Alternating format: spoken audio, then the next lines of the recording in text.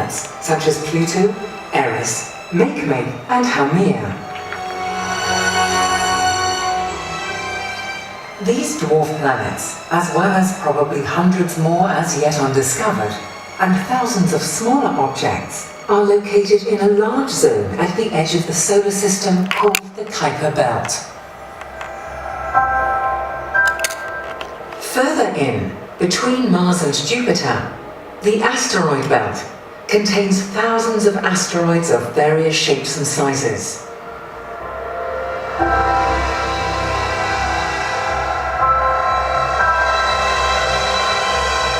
Space probes have managed to approach some of them and study them in detail. One probe even landed on the asteroid Eros and analyzed its surface.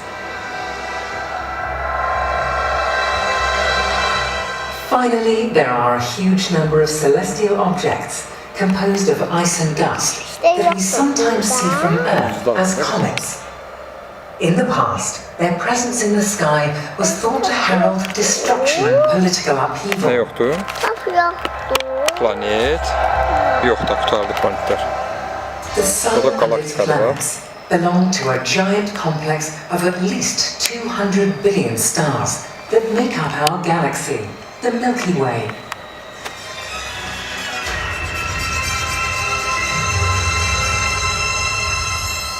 Recently, we have detected planets in orbit around other stars in our galaxy, and the study of these new and sometimes exotic worlds is a burgeoning field of observational astronomy.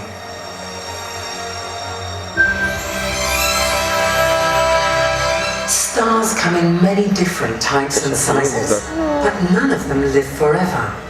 Their lifetimes range from a few million to billions of years. But when their fuel is exhausted, they die.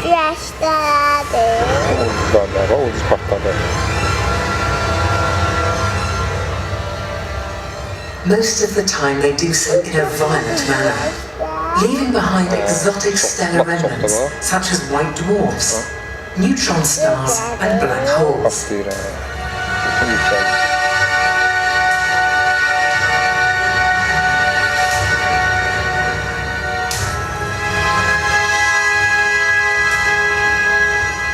Stars usually form in groups called stellar clusters, which fall into two categories, globular or open clusters.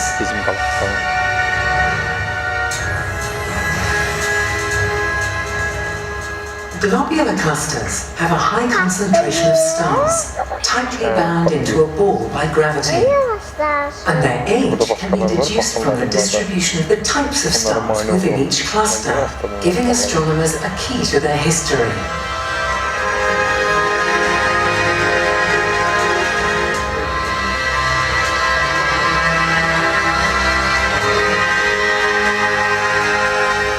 They are very common objects within galaxies. Some giant elliptical galaxies can host up to 30,000 globular clusters.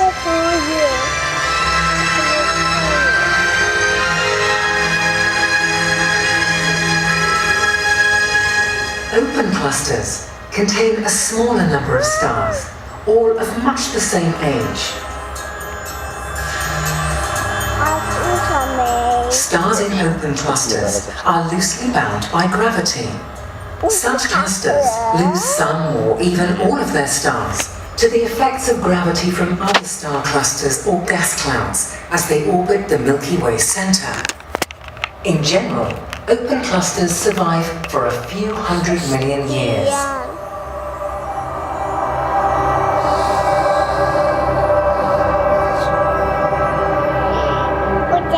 Between the stars, there are huge clouds of interstellar dust and gas.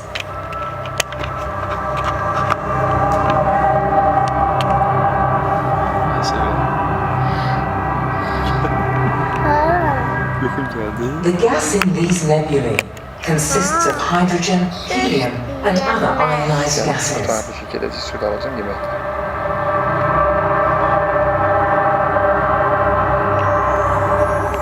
There are reflection nebulae, emission nebulae, and dark nebulae.